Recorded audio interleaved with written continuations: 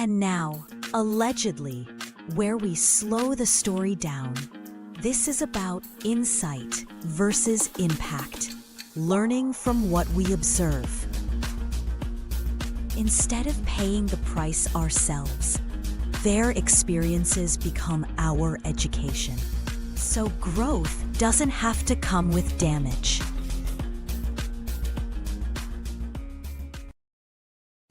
This is a segment that we focus on growth and learning from other people's mistakes, allowing their mistakes or their errors or their actions or what they go through, their stories, to inspire us to do our self-work, to experience breakthroughs. All right. So this is where truth meets questions.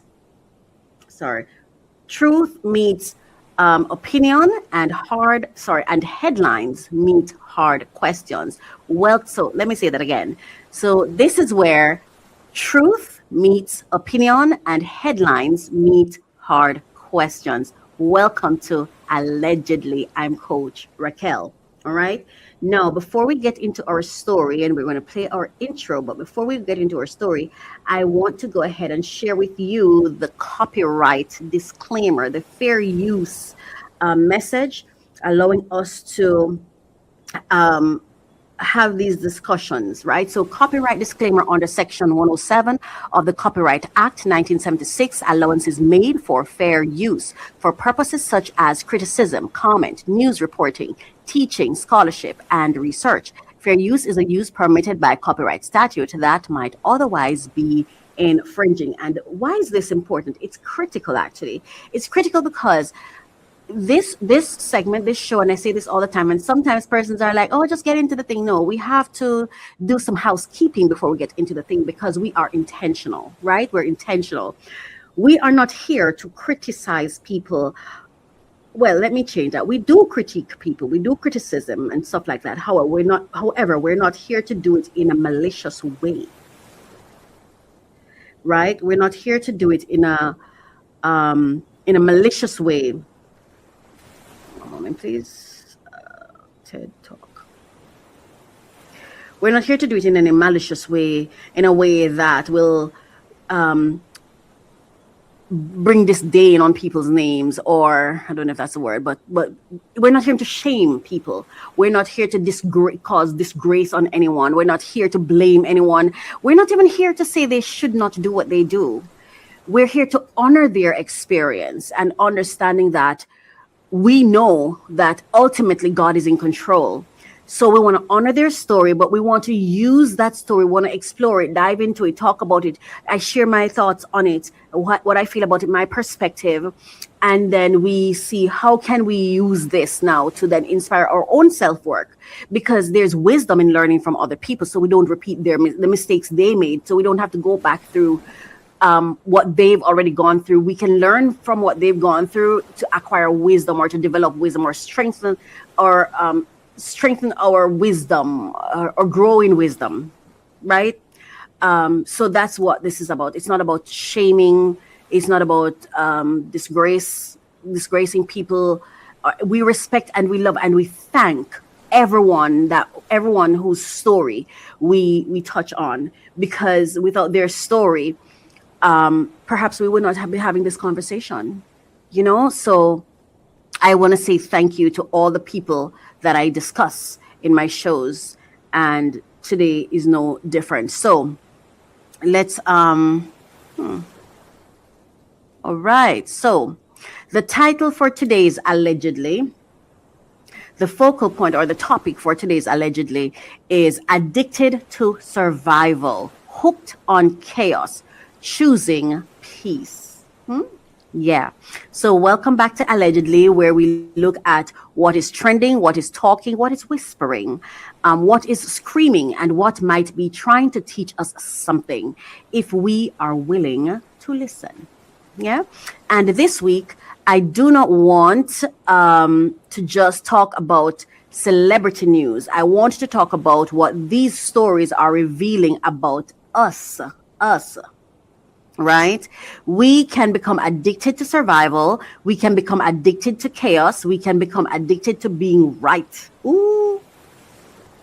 and to thinking that our opinion is a superior opinion. We can become addicted to that too. Yeah. We can become addicted to drama.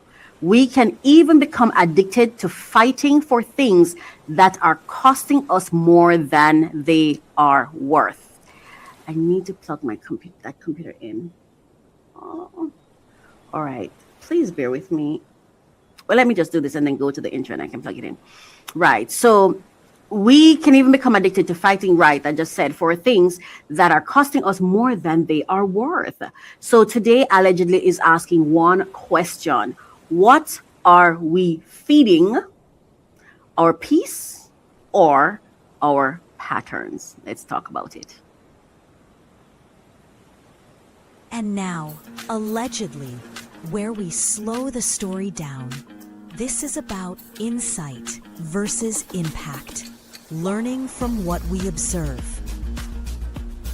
Instead of paying the price ourselves, their experiences become our education. So growth doesn't have to come with damage. And now, allegedly, where we slow the story down. This is about insight versus impact, learning from what we observe. Instead of paying the price ourselves, their experiences become our education. So growth doesn't have to come with damage. And now, allegedly, where we slow. All right, so we're back. All is well? All is well. Yeah. Well, you know what? Let me just say this.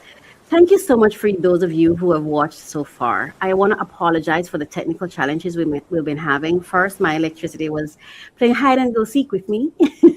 It's now back, so it's found. It's now back, so we had to change. So we had a little bit of hiccup here and there. Ended up having to play the song multiple times. I don't know how much of the song was actually played. But I hope at least once it was played in full, because I really wanted you to hear it, because I talked about it, and it was just a message that I wanted to share. And so thank you so much for staying with me so far. This is allegedly. I'm Coach Racquel, and I really, truly appreciate you being here with me. It is my hope that you share a comment or whatever. But this is what kind of happened, I think, when you go live, because I'm live, and I'm producing by myself. I'm doing all of it by myself. So, yeah, hiccups happen here and there, but I still want to say, thank you so much for, my hair is just sticking out. But so I just want to say thank you. Yeah.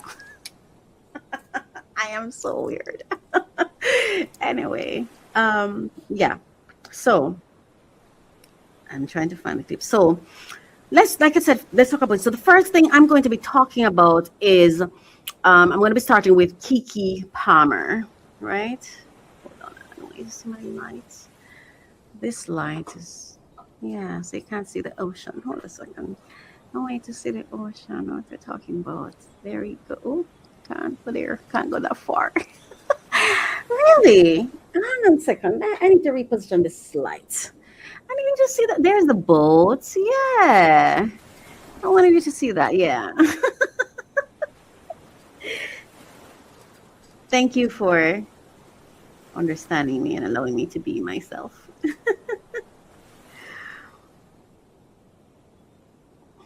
Right. So, like as I was saying, first I want to start with Keke Palmer. She said something that just really touched me. Keke Palmer recently gave a TED talk called "How I Set Myself Free." And let me tell you that that thing sat with me, and it sat with me for a while. I even touched on it last episode. I added it at the end of the show where I just shared it, but I wanted to talk more about it. It did not just pass through my ears. It pulled up a chair in my spirit, sat, relaxed, got a glass of wine, and was taking up space. That part that really, the part that really grabbed me was when she talked about survival.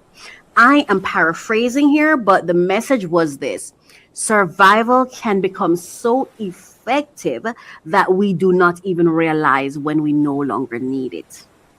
now. I think that's a word, but I'm going to play the clip. Let's see if we can play this. I started performing off it too.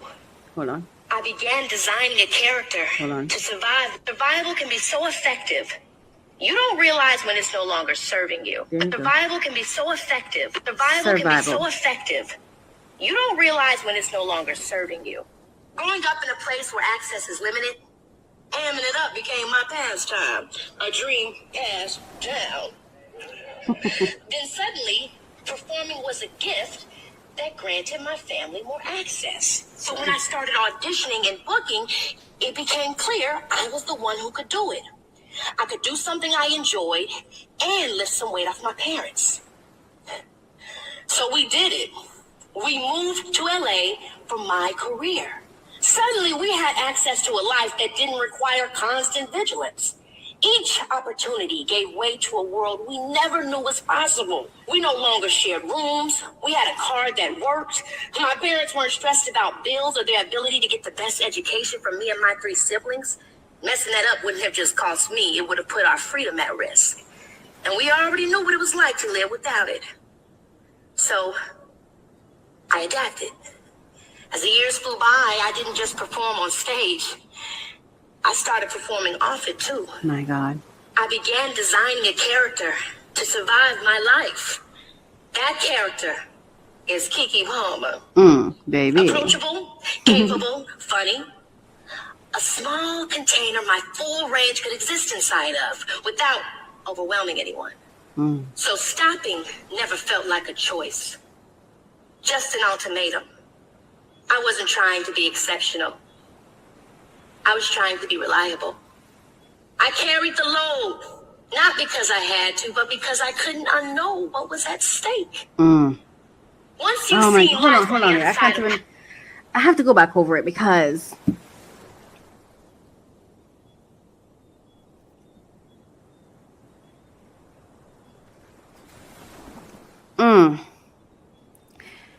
because some of us are not lazy. Some of us are not broken. Some of us are not behind. Some of us are not confused. Some of us are overtrained in survival. I'm going to say that again. Some of us are not lazy. Some of us are not broken. Some of us are not behind. Some of us are not confused. Some of us are overtrained in survival. We learned how to keep going. We learned how to smile through it, like I'm doing right now. Like my smile is automatic, and I'm telling you, my whole soul is tearing up. I just want to cry and express myself. And it's not even sad tears. I feel so overwhelmed with emotions because I feel like I'm hearing myself. I'm being heard by myself. And I was able to express myself through this song and express myself because I'm also one of those persons who am extremely hard on myself. And because I think I talk too much and I feel that God has not assigned me someone for me. So I feel like I'm always infringing when I'm talking to someone else because I'm like, why am I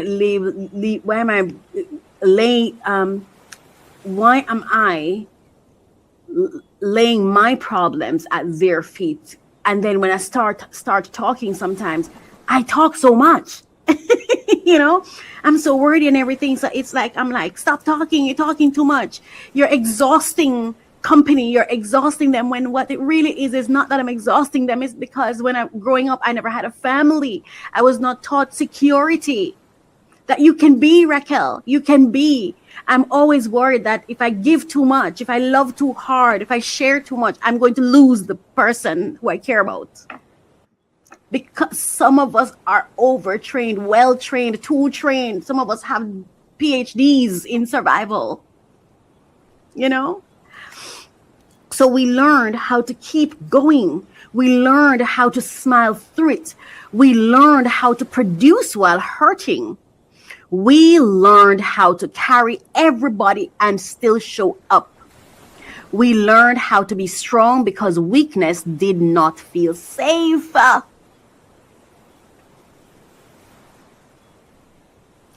We learned how to survive rooms, relationships, families, jobs, churches, systems, and seasons that did not always know how to hold us. Yeah? I'm trying to restart my system this year. Right? And hear me clearly, survival is not a bad thing. It's essential, but is there a way we can carry it without losing ourselves? It's not a bad thing.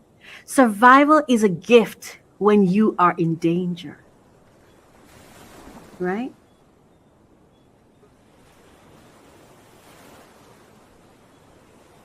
Survival is a gift when you are in danger.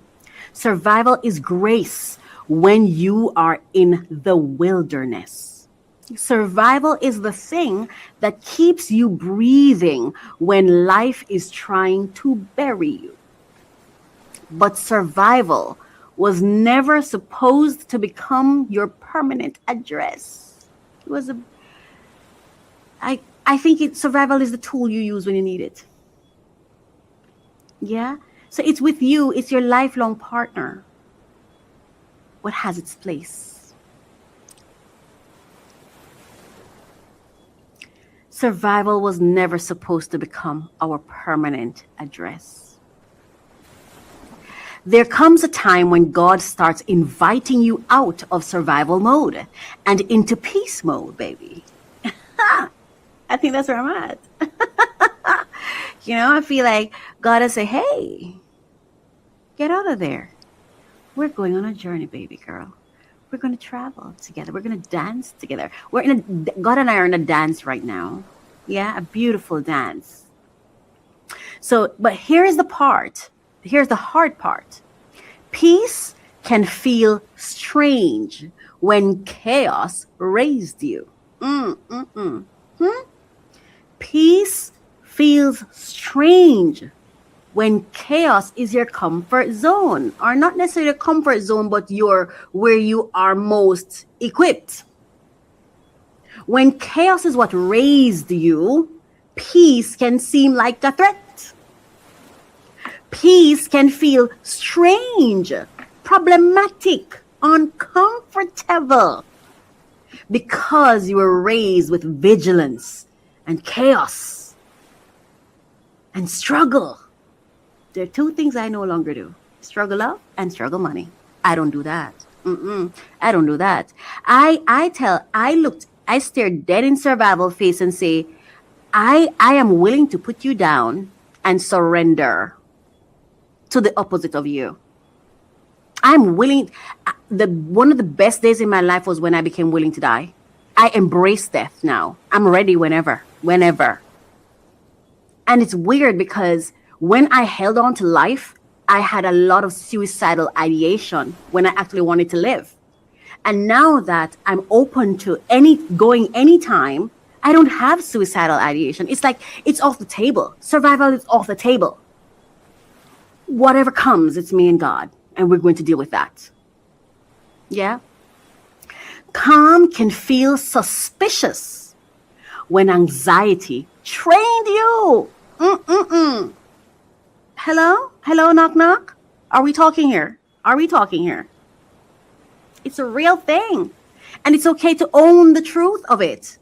You can own the truth of a thing without living in the truth of it. You can own the truth of it, live in the truth of it without taking on the label that comes with it. You can own it and simply take the parts that are useful and leave the rest. It's okay.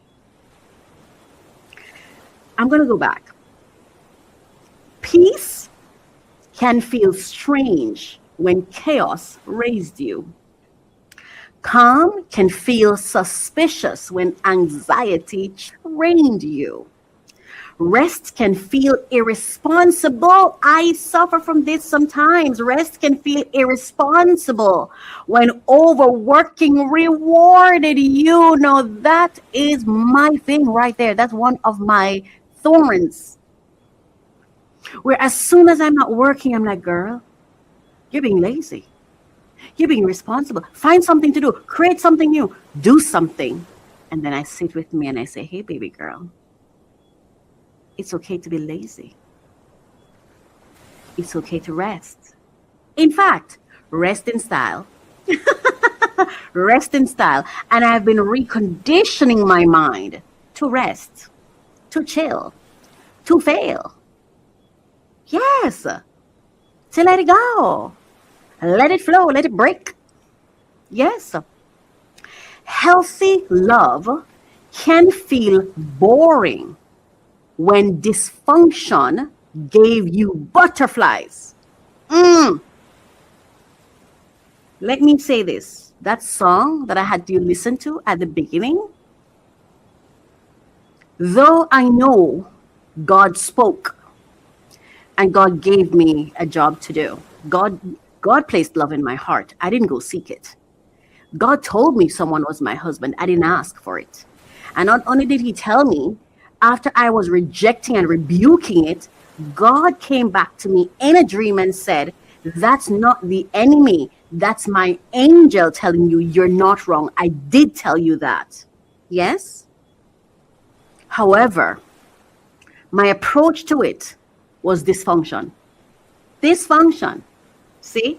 My impatience and everything started playing their role.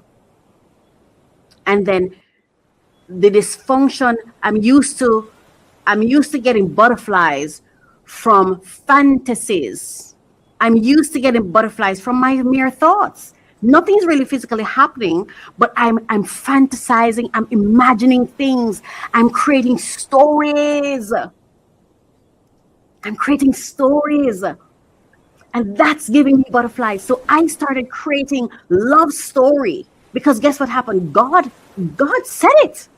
But God said it. So if God said it, then okay, so this is it. So my dysfunction kicked in. So I didn't wait for what God said to manifest and then to experience this love. No. I went to create the stories because that's what my dysfunction is used to. And that's what I'm saying when I say the shame of it. Right? Healthy love. And I'm learning that healthy love is everyday living. Healthy love is everyday living. It's not a matter of, and I'm not saying that you don't have love at first sight and all different kinds of things. And that's the kind of love I like. I don't know, like I feel like if I've been around you for a while and you didn't see it was me, I just can't feel safe in that kind of love because I was there all along. So what are you seeing in me now? Are you settling? I feel like when I've been around and you didn't see it, now you're seeing it. I feel like you're settling for me. You're settling, and I feel like I deserve better. I'm not saying I'm right or wrong, but that's what my instinct tells me, and I'm going to honor my instinct. But I still trust God to do what God does. One of the things I had to say to help myself realize is like, Racquel, why do you think that God would know that you love orchids but send you red roses when you don't even like red roses? Why would God do that? Why would God send you why would God send you your beautiful in the things that are ugly to you? Why would God do that? God would not do that. God would not do that.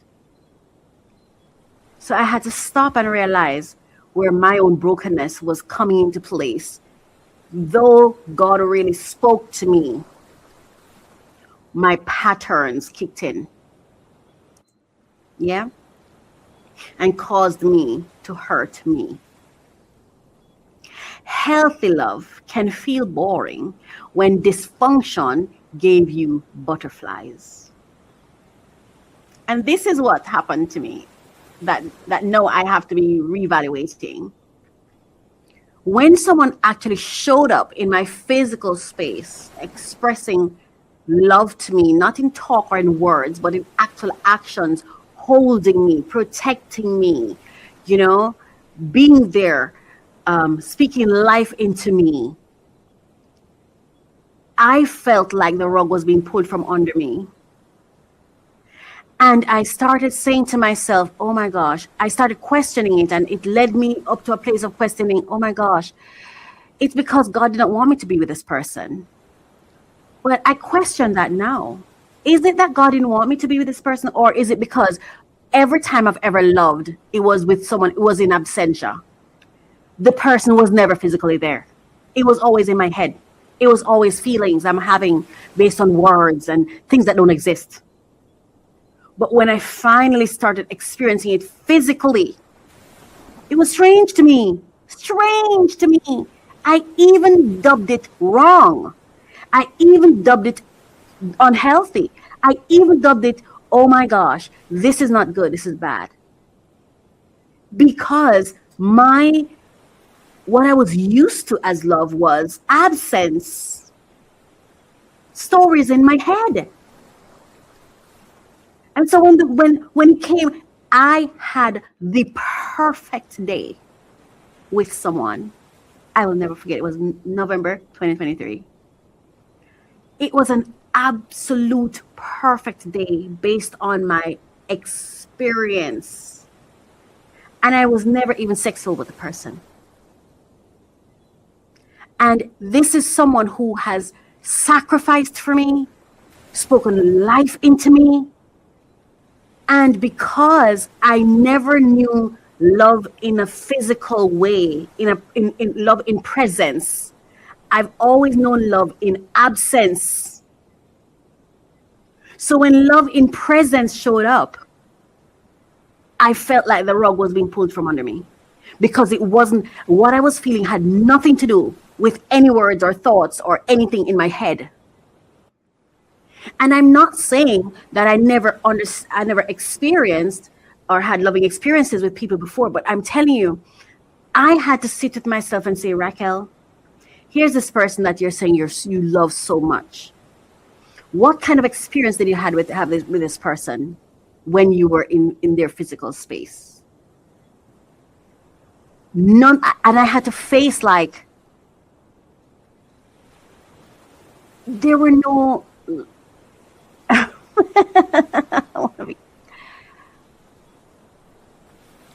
compared to that day, I don't think I had any loving experiences. I thought I had friendly experiences. I think the encounters were favorable, and they were kind, and they were friendly. But there wasn't any love. There wasn't any, I got you, I hold you, holding me. You know, there was no looking me in the eyes. There was none of that. And I realized that I was in love with my stories, my dreams, my thoughts, my ideas, my possibilities in my mind of what could be. And because God said to love, or I interpret that the message to be God said to love, and God said, this is my husband. So that underscored it. Oh, that made my whole thing get a tick. Yeah. Oh yeah, continue, go on. You know, healthy love, healthy love happens in real time, in real life. It's not in the mind. It's not imagination. And walking away can feel like losing when fighting was how you proved you mattered. And again, with me, walking away is my safe zone. So I'm even learning that maybe this stay and fight thing, I don't know if I know what that is. So in this case, it's saying, walking away feel like losing when fighting was how you proved you mattered. And for me, Walking away feels like winning. Staying and fight feels like shame. Like, I have to feel so, like, there's so much that has to happen for me to know, okay, I'm wanted in this space for me to stay there. If I don't feel any fighting for me, I don't see a reason to hang around. And any allegiance I feel that my heart is having towards anything or anyone that's not fighting for me it feels like betrayal to me. It feels like betrayal. Why are you calling this person who's not calling you? It feels like betrayal. Because walking away was how I comforted myself when those who I wanted to stay didn't stay. So I had to get used to letting go all the time. I had to get used to breaking my own heart. And so, no, I break my heart ahead of you breaking it. But that's not healthy either. That's survival, right? So that is why Keke's talk hit me. Yes, because it made me ask myself, where am I still surviving in places where God is trying to set me free? And for me, the area of love. And I pray God helps me, because it's the one thing I desire so much, but I don't know how to get. And I think I'm learning that love is not something I go and seek and get. It's something I guess I attract and will just naturally find me.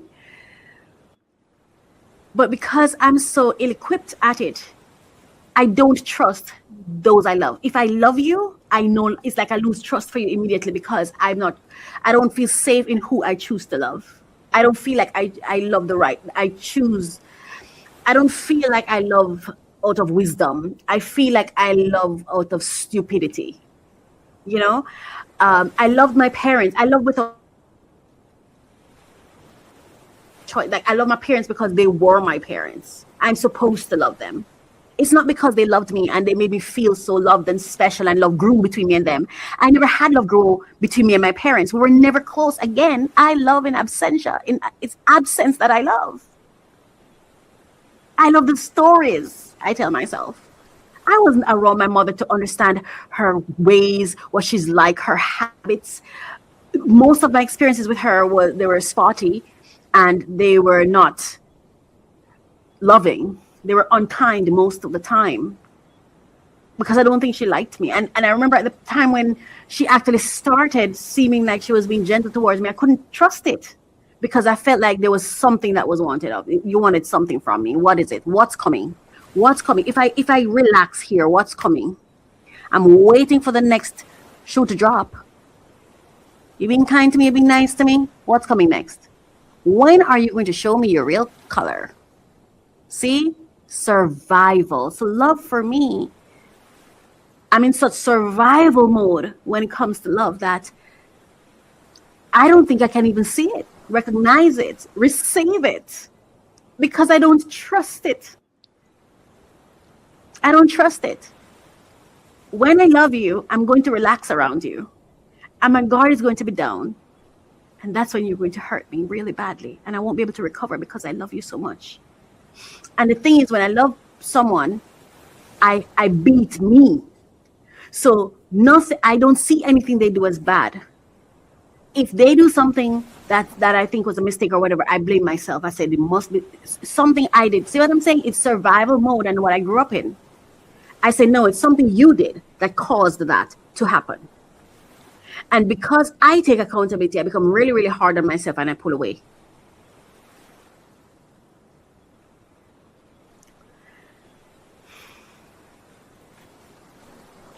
Where am I still performing strength when God is offering rest? See, I told you about the guy that my soul loves. It's not my heart that loves him. It's not my head. It's somewhere that I have no influence or control. I didn't choose to. It's one of the kindest. When I'm talking to him, he will say things like, I'll always listen to you. And he's like, no, it's okay. You can, whatever. But I'm still on guard, because I'm still thinking, you're only saying so and so. It's not like you call me. It's not like you talk to me. So when you're saying this to me, You're just saying that to me, but that's not true. It's been consistent for years. Probably more than a decade, 2019, 2026. You know, I'm talking about survival, when we're in survival mode in different areas of our lives. Where am I still reacting from an old wound when this new season requires a healed response? And that brings me, sorry, to our second story. So I really wanted to think about and give yourself permission to feel what you feel and go through it. I'm here, I'm going through this. If you don't want to see me cry, switch the thing. I'm just going to be real. I'm going to go through it because this is a part of my process too. You know? But as we talk about this survival thing, it's not something you can just jump out of and say, oh, I'm done. So that's not what I'm even suggesting. I'm not even trying to tell you what to do. But if I were to share a reflection, or what I'm learning from it is be in the awareness of it so that you can retrain your mind according to how you really want to show up. And that's why for me, I realized I had to walk away, or I'm trying to walk away from the very thing that God said, this is yours, but until it manifests in real life and translates in real love language, it was just something God said. Yeah? Because I've got to divorce the stories I make up in my mind. So I'm not making up stories anymore. I'm seeing things for what they are and calling them what they are. It's important that I call them what they are, so I can face them as they are and change the dial. Change the direction. So it is my hope that you'll become in awareness of your survival, of those little traits that you practice, those little habits that you have, because you're in survival mode. Because when you stay in survival mode, you don't get to grow, advance, excel, spread your wings, experience new things, peace. Real love sat before me. Or at least, well, it was real love. Live and direct in person. And I couldn't see it. Because I knew love as something in my mind. So that brings us to our second story. I feel so sad for the girl in me sometimes. I feel so sad for her sometimes. I wish I could believe. I wouldn't even say no, just believe. If I could just believe that love will find me, that would be an achievement. But thank God, God does not rely on me to believe for him to bless me, because I don't have it. I have no confidence that it will ever find me. But there were other things that I never thought would ever find me, and it did. And God did not require me to believe to bless me. God did not require me to believe to heal me. God did not require me to believe to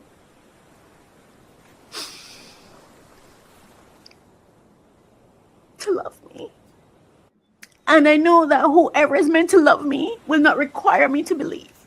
It won't require me to be anything other than who I am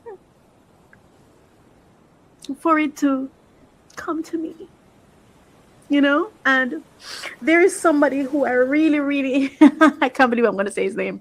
I'm actually going to say his name because I feel like he deserves it. And sometimes I'm so sorry, because that's not the person I pray for, because God has never told me to pray for him. And maybe I think that's what's special about it, because he's the one who always shows up for me. I never have to carry him, ever. Rohan Brown, you are amazing. And I want to say thank you for that day in November 2023. And not just that time, but 2016, when I lost everything. and you showed up for me at 0. And you didn't worry about whether I look cute or not. You didn't worry about whether or not I had finances. You just showed up like a knight in shining armor for me. You just showed up. And it was so foreign to me that I was so horrible to you. And when I say to him, like, oh my God, like, I was so horrible, I'm so sorry. When were you horrible? He's like, when were you horrible to me? And I know I've been horrible, you know? But it's like he doesn't see it. All he sees is the best of me. And that's why for me now, I really have to go back to do work in the area of love, because I couldn't understand. I was hanging on to the old patterns of love, rejection, that which doesn't even pursue me, that which doesn't even have interest in me beyond the surface, the random, the happenstance. Confusing assignment with alignment. That's what I was doing. And then confusing, like when I tell you this guy showed up, I remember he hugged me and held me and kept rubbing my back. And I know it was for more than 5 minutes. I remember I had just finished working out and I didn't know. He had this thing where he always showed up and just show up. He liked to surprise me. He doesn't like to tell me when he's coming. He just pops up, you know. And I had just worked out and I'm like, oh my gosh, I'm so sweaty. And that guy held me for a long time. And that hug was actually an answered prayer. And I remember we were in my room and we were lying on the bed and that guy hugged me again and we just lay there with him just hugging me and rubbing the part of my body where his hand was. Like he does that, you know? He just has this thing when he's interacting with me, I feel like the most valuable human being in the entire world. In the entire world. And I'm not even saying that's my person. So let me say this. Should in case he's with someone or in a relationship or married or whatever, we have no relations right now. No, there's no relationship. I'm just sharing my story of recognizing that I did not know how to identify love, real love, when someone was loving me. While I was busy begging and hoping someone who didn't love me to love me. But that person has the right to love who they love. Right? Anyway, I didn't even know I was going to go down that road of Rohan, but I have to say, Rohan, God bless you. You are amazing.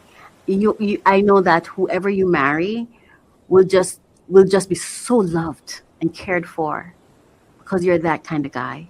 You really are. And finally, I want to give you that. Thank you. Mm-hmm. And I feel safe saying his name because if he like, I don't have to wonder. I wonder if he will be upset or I don't have to. I don't have to, you know. Anyway, and he actually takes an interest in what I do, so he probably will hear it. Thank you for you. So our second story. Now, I'm not a regular viewer of the Real Housewives of Atlanta. But baby, even if you are not watching the show will find you. TikTok will find you. YouTube commentary will find you. The clips will find you. The reaction videos will find you. The algorithm is like, you may not go to the drama, but the drama will be delivered. Now, lately, I've been seeing chatter around the whole K. Michelle and this whole alleged plot storyline. And let me say this carefully. I do not know these people personally. I don't really have an interest to know them either. I do not know anyone's heart. I do not know what truly happened behind the scenes. I am speaking only as a viewer watching the public conversation and the way the storyline is being discussed online. But from what I have seen, the whole thing felt chaotic and manipulative to me. And I'm not talking about manipulating those who are on the show with them. I'm talking the audiences, us. It felt like suspicion being stirred. It felt like discord being planted. It felt like emotional bait being dropped in the water so the audience would bite. And in my opinion, it raised a bigger question. Are we being entertained or are we being emotionally manipulated? Because allegedly, some people do not just join the room, they light a match, call it truth, and wait for the cameras to find the smoke. And that is not just about one person on one show. This is about the larger appetite we have developed for content that toys with our emotions. We watch people argue. We watch friends fall apart. We watch families expose each other. We watch people scream, cry, accuse, deny, storm out, come back, storm out again, and then sit on a couch months later to relive it all for ratings. And then we call it entertainment. But is it entertaining us? Or is it dysregulating us? Because some content does not just take your time.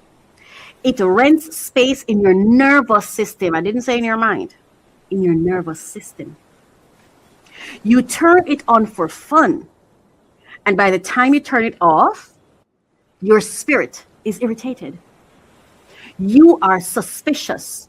You are judging, you are picking sides, you are emotionally invested in strangers who do not know you exist, who you do not know and they don't know you exist. But they're playing with you, playing with your attention, trading your attention for income. And the show is over, but your spirit is still in a reunion special. That is when we have to pause and ask, why do I like this so much? The amount of people that we're talking about the show, because for me, as soon as I started watching it, my spirit was just irritated. I just felt like somebody's trying to manipulate me. I can't engage with this. You're playing with my attention for your own gain. Why couldn't it just be you just tell a real story of what you're going through and we can all watch it? Why can't we just have real life experiences where we're getting to see people have real life experiences, we're entertained, we learn, and that be it? Why does it have to become so gaslighting, so manipulative? Why does it have to go so deep?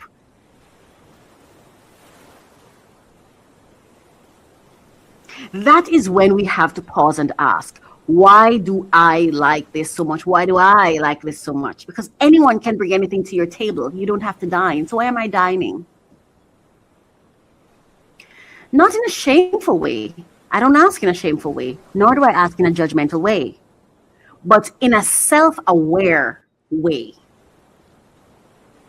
Why am I drawn to emotional chaos? Why do I feel pulled into other people's conflict? Why does betrayal content keep my attention? Why do I keep watching things that leave me feeling heavier? Because the truth is, when you have lived in survival long enough, peace can feel too quiet. So sometimes we reach for noise because noise feels familiar. Drama can feel like stimulation. Outrage can feel like energy. Gossip can feel like connection. Conflict can feel like movement. But movement is not always progress. Sometimes it is just your nervous system running on a treadmill. And that is where this conversation becomes personal. very personal. Because this week, I also saw a viral story about a tenant who was allegedly denied a security deposit refund. Instead of arguing or threatening, the tenant reportedly responded in a calm but public way by printing flyers and sharing the experience in the neighborhood.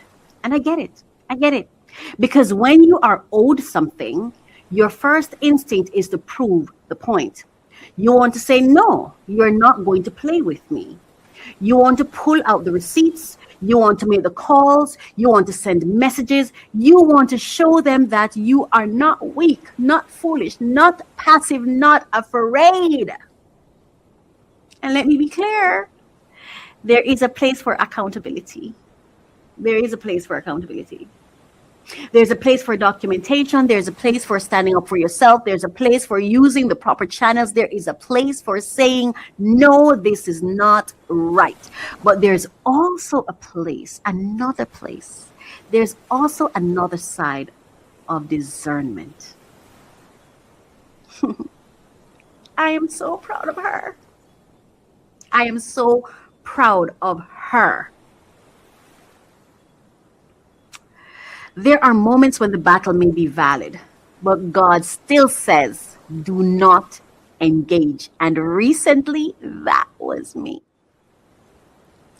I walked away from my rent deposit. I shared with you that I relocated. I walked away from my rent deposit, not because I was not owed, not because the money did not matter, not because I did not have anything to say, not because I could not pursue it, but because I recognized something in the spirit of the situation. I recognized the manipulation. I recognized evil energy. I recognized the heaviness. I recognized that if I stayed attached to that fight, it was going to cost me more than the money. And also more money. You know, and I remember I got a call from the agency that supposedly manage or handle or mediate on matters of these kinds of matters where I live. And I remember they called and said, okay, do you want to sue? Because you can, you know.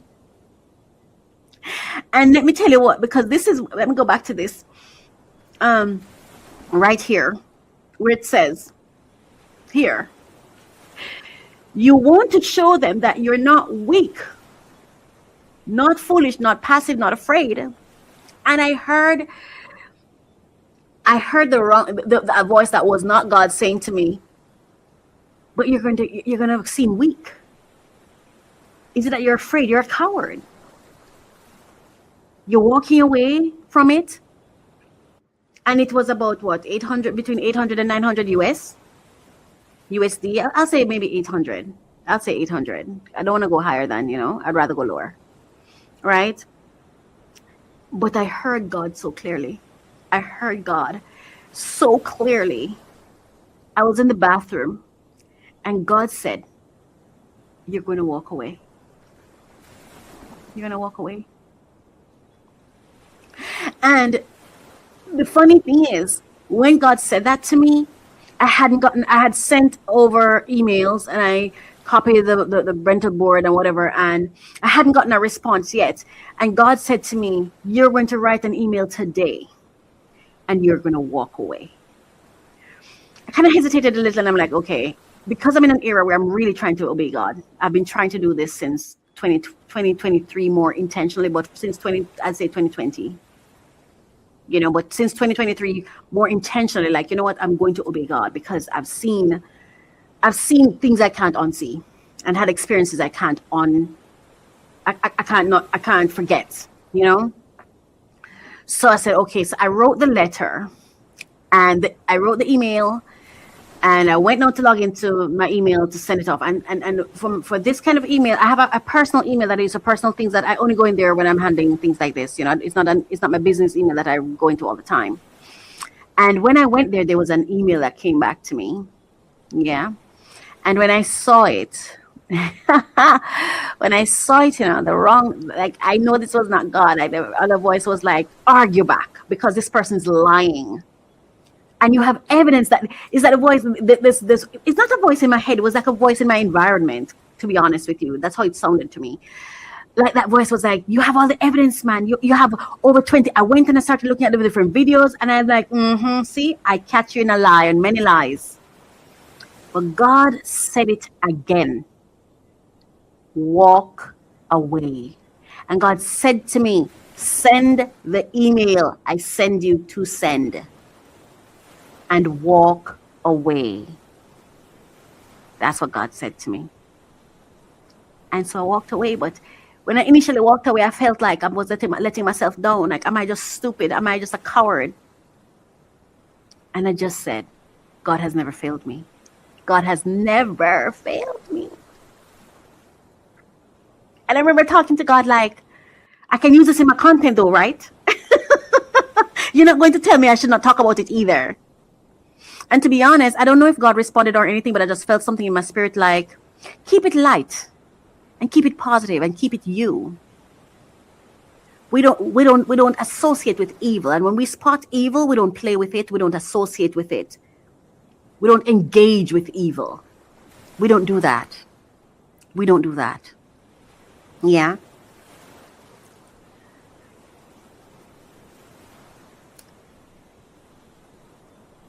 We live in a culture that says victory means you got the money back. Yeah. You walk away from 800 US? Huh? You can't even keep, based on recent reports, I couldn't even come into the country with that amount of money, right?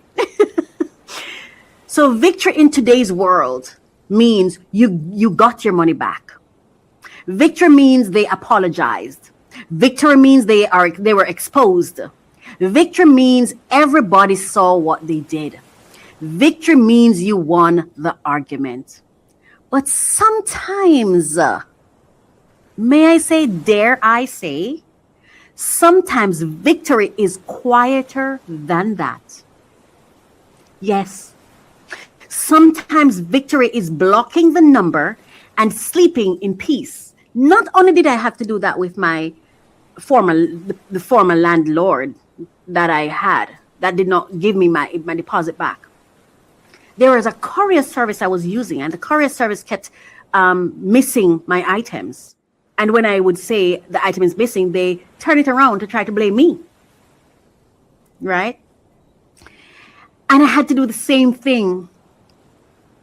I said, Racquel, we're walking away in peace. Peace. And so I deleted the number. I blocked the number. And I said blessings. That was my last word, was blessings. And they said blessings too. And when they replied blessings, then I felt it in my spirit like, I said, bless them and receive their blessings as only a positive thing, because you attract nothing but positive things. You don't need to worry about that, baby girl. Sometimes victory is blocking the number or deleting the number and sleeping in peace. Sometimes victory is not sending the paragraph. Sometimes victory is not proving what you already know. Sometimes victory is letting God be the witness when people refuse to be honest. Sometimes victory is saying, you can keep the money, but you cannot keep access to my spirit. This is a different kind of freedom. Listen, it's a different kind of freedom. It really, really is. And it's funny because I've kind of been that person most of my life, just in a different kind of way now. Before, I just used to be,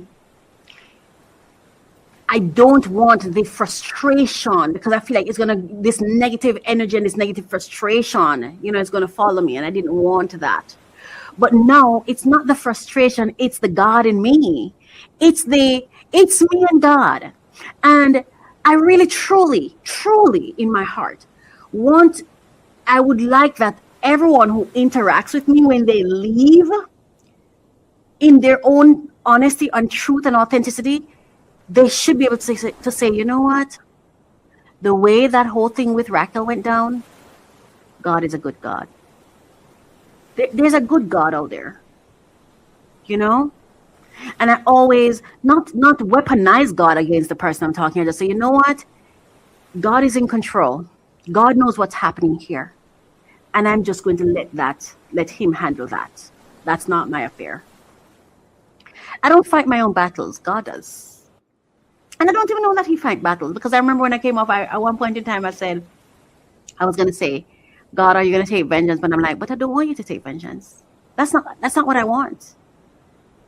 And I said, I want that money to be an investment that will bless that person and also bring me return on investment. Yeah. I said, you know what? I want that money to multiply for them so they never have to rob somebody else. So they have enough. And bring me return on investment from wherever, you know. It's a different kind of freedom. And let me say this, walking away does not mean that the person was right. And it doesn't mean you were wrong. And it doesn't mean they won and you lost. Walking away does not mean you're weak. Walking away does not mean you're foolish. Walking away does not mean you do not value money. It doesn't even mean that you have money to lose, or you have so much that you can just walk away. Not at all. Walking away does not mean you're letting evil win. Sometimes, and you know what's funny? The house I was living in, I actually, in my final message, say, I am still thankful for the opportunity to have lived in your home. Thank you for that. Because I needed I needed a place where I could feel safe. And I did. And there were evidence of God that God gave me that I was supposed to be in that house at that time. So I am still thankful for that. And I still thank you for that. I don't appreciate how it ended because it felt unfair, but that's not my call. And that's not for me to say, because at the end of the day, the buck stops with God for me. And perhaps that's how God wrote the story. That's how God wrote the story. And I respect God. And I trust God. Yeah. Walking away does not mean that you do not value money. Walking away does not mean you are letting evil win. Sometimes walking away means you have finally learned the value of your peace. Because some refunds are not worth the receipt your soul has to keep carrying. Some refunds, some payments, some offers are not worth the receipt your soul has to keep carrying. Some battles come with hidden fees. Stress is a fee. Sleeplessness is a fee. Anger is a fee. Obsession is a fee. Constantly replaying the situation is a fee. Letting someone drag you out of character is a fee. Letting bitterness move into your heart is a fee. And I had to ask myself, what am I really collecting here? Am I collecting money, or am I collecting more heaviness? One of the things I was so proud of with myself is the moment I spot the evil really quickly and I was willing to walk away, which tells me that the work I've been doing on myself is working, because I've been reconditioning myself. When it comes to God, obey right away. Don't delay. When it comes to something you're not supposed to do it right away, don't take, because before I used to take a lot of time, miss hits and misses before I realized you're not supposed to do this. But the fact that I was able to spot it so quickly, I saw it, I'm like, I don't interact with evil. I'm out. The moment evil entered the room, I was out. I'm very proud of myself for that. I'm not saying everyone should walk away from everything. Please do not mishear me or misunderstand. Yes? Some things need to be challenged. Some things need to be reported. Some things need to be documented. Some things need legal and practical action. And I feel that by copying the relevant authorities on that email, I at the very least, I have reported it.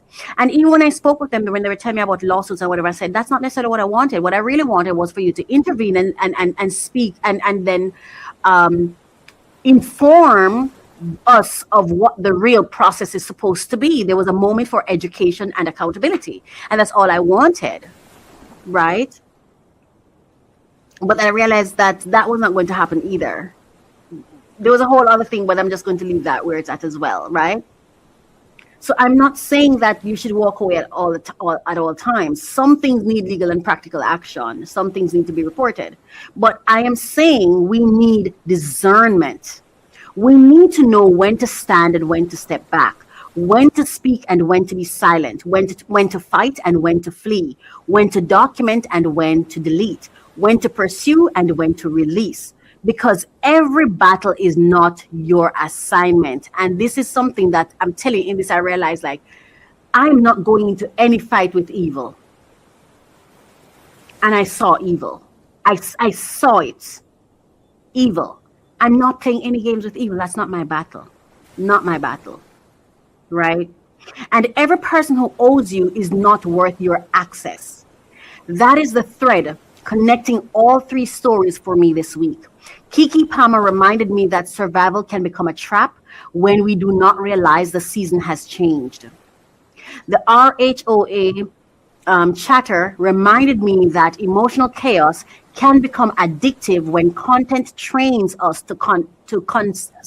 when content trains us to crave conflict. And the tenant deposit story reminded me that even when we are owed something, we still have to ask, what is this going to cost my peace? So this week's allegedly reflection is simple. Are you addicted to survival? Are you hooked on chaos? Or are you finally ready to choose peace? Because peace is not always passive. Sometimes peace is powerful. Sometimes peace is holy. Sometimes peace is strategic. Sometimes peace is the loudest thing you can do without saying a word. And sometimes peace is the refund. Sometimes. And when it is, it will flow. It will flow. So as we close this allegedly segment, I want to leave you with this. Refresh, Relax, Renew is not just a podcast title. It is a lifestyle decision. Refreshing means telling the truth about what survival taught me, or you. Relaxing means refusing to let chaos entertain you into emotional exhaustion. Renewing means walking away when God says your peace is the profit. Allegedly, everybody wants to win. But maybe this week, winning looks like healing. Maybe winning looks like turning the show off. So let me say this right. I released 2 albums and a couple of singles this month. Totally unexpected. Did not plan it. Did not know I was going to do it. But because that was how I processed what happened with the whole rental refund thing. I realized it was bothering me. So I'm like, okay, Racquel, we have to find a way to process this and to heal. Yeah. And so I started making music, producing soundtrack for life's adventures. And that's how my songs came about. And it's been so healing. That was what I was processing. I couldn't talk about it. I couldn't go to someone and share because I don't like to talk about a problem. I like to talk about the solution I got from a problem, or from a challenge. So it was difficult for me. And even I was talking to myself like, you need to talk to someone, Racquel. You need to talk to someone. I just couldn't talk, because I feel like if there was somebody this is it for me, for real. It's a husband I'd want for my best friend. And that's the person I'd like to share things with. And because I don't have that, I just rather not say anything. I don't want to pin problems to people's minds. So that's how I ended up. And I published 2 albums, right? Yeah, 2 albums and a couple singles. They're on TikTok, they're on YouTube. I became a whole artist in the music industry. And I more call myself a soundtrack producer, not so much a music producer, because I'm a writer and I know the kind of mood I want for the song. I know how I want it to sound and everything, but I would not call myself a music producer. Soundtrack producer. Now that is what I am, because I'm an ASMR artist, right? And music for me is ASMR, right? So maybe winning looks like turning off the show. Maybe winning looks like not taking the bait. Maybe winning looks like releasing the deposit. Maybe winning looks like saying, I survived the season, but I do not have to live there anymore. And what I'm talking, when I say to you, I produce the music as a result of this, that music is going to generate an income in perpetuity. Right? So that experience became the motivation and the inspiration for me to create a product that I will earn from. I'm going to earn more than $800. I promise you that through my music. So it's not a loss. There are many ways to process the pain, not just one way. You don't have to choose the way of chaos and disrupt your life. Yeah. And that is the word for this week. Do not let survival become your prison. Do not let chaos become your entertainment. Do not let money become the leash that keeps you tied to evil. Yeah? Choose peace. Even if they misunderstand it, even if they call it weakness, even if they think they got away with something. God saw, God knows, and God can restore what peace required you to release. And this has been Allegedly for today. Welcome to mycoachministry.com. We're on a mission to empower 1 million purpose-driven entrepreneurs, turning calling into currency. Through strategic coaching, we guide visionary leaders, brand elevation, and creative empowerment, helping leaders break barriers and own their identity. Build impactful, wealth-generating brands that echo across generations. Every sound has a story. Every song is an adventure. From childhood dreams to moments of healing, reflection, creativity, and joy. Music Adventures TV is a growing library of original music designed to inspire listeners around the world.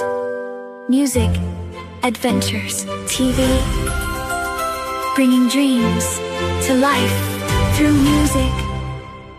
Women and Men of Excellence Outreach Ministries is a global church without walls. We're serving communities through live services, prayer intervention, and outreach that changes lives. Support our $500 monthly giving drive at wamoe.org/give. Shop with purpose at faithmerchandise.com, featuring Dr. Faith's Miracle Lemonade. Book Dr. Faith for therapy, speaking, or ministry at drfaithreborn.com. Grow through professional connection and vocational training at theexcelproject.com. Subscribe to our monthly newsletter and follow us on socials at WAMO Ministries. Become a great motivator. Help us empower minds for success in the kingdom of God. And now, Allegedly, where we slow the story down. This is about insight versus impact, learning from what we observe. Instead of paying the price ourselves, their experiences become our education. So growth doesn't have to come with damage.